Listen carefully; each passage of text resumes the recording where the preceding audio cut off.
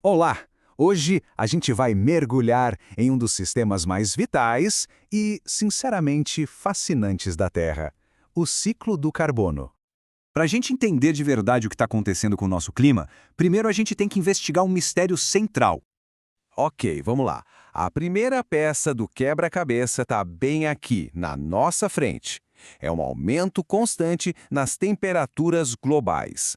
E reparem como essa subida fica muito mais íngreme a partir da metade do século XX.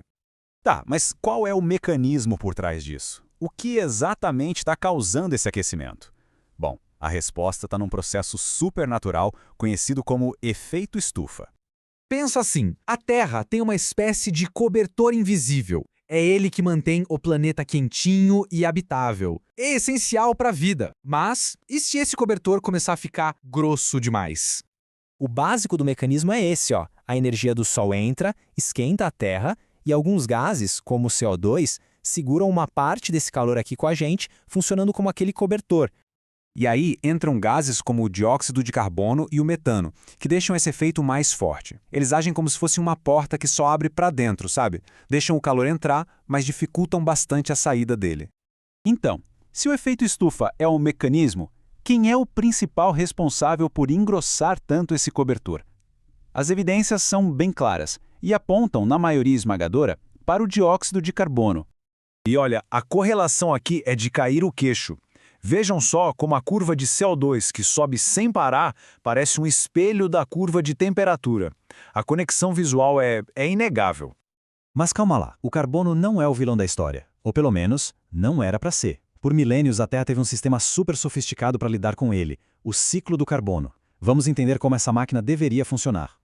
A base de tudo são dois processos que são o oposto um do outro, mas que vivem em um equilíbrio perfeito. A fotossíntese, que tira carbono do ar, e a respiração, que devolve o carbono para o ar. Uma dança perfeita. Esse ciclo biológico funciona mais ou menos assim, ó. Tudo começa com as plantas, as algas e as cianobactérias. Elas basicamente respiram o CO2 da atmosfera para poder viver. Daí, esse carbono que estava nas plantas passa para frente na cadeia alimentar. Como? Simples, um animal vai lá e come a planta. E para fechar o ciclo, quando as plantas e os animais respiram ou se decompõem, com aquela ajudinha dos fungos e bactérias, todo esse carbono é liberado de volta para o ar. E o ciclo recomeça. Só que o sistema é ainda maior. Existem quantidades gigantescas de carbono guardadas nos oceanos e trancadas no subsolo na forma de combustíveis fósseis e rochas. E durante milhares de anos, esse sistema todo se manteve no equilíbrio muito delicado. Mas, nos últimos 200 anos, essa história mudou, e mudou drasticamente. O ponto crucial é justamente este. A gente está desenterrando e queimando um carbono que estava guardado há milhões de anos. Estamos jogando ele na atmosfera numa velocidade que a natureza simplesmente não consegue mais dar conta.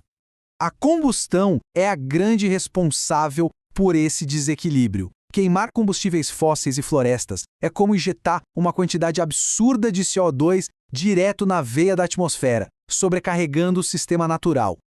E não é só o CO2, viu? Muitas atividades humanas, desde a agricultura até a indústria, liberam outros gases muito potentes, como o metano e o óxido nitroso, que também ajudam a engrossar aquele cobertor e a esquentar o planeta. Então, no final das contas, o problema não é o ciclo do carbono em si. O ciclo é perfeito. O problema é a velocidade e a escala gigantesca da nossa interferência nesse sistema. E isso, claro, nos leva à pergunta de $1 milhão. A questão mais importante de todas. Agora que a gente sabe que a balança está quebrada, por onde a gente começa a consertá-la?